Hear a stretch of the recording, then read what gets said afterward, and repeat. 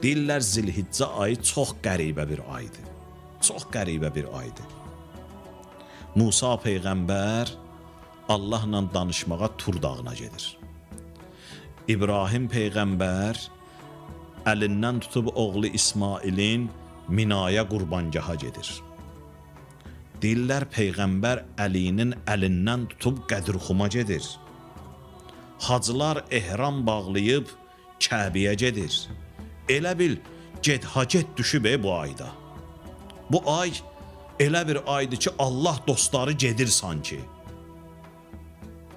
Deyirlər xanım Zəhra bu ay başlayan kimi ər evindən, nübüvvət evindən çıxır, ata evindən çıxır, ər evinə, imamət ocağına gedir.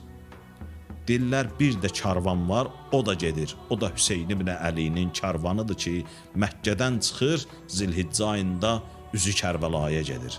Allah Taala bu gedənlərin cərgəsində bizi qərar versin inşallah. Bu gedənlərin karvanından heç zaman bizi ayrı salmasın.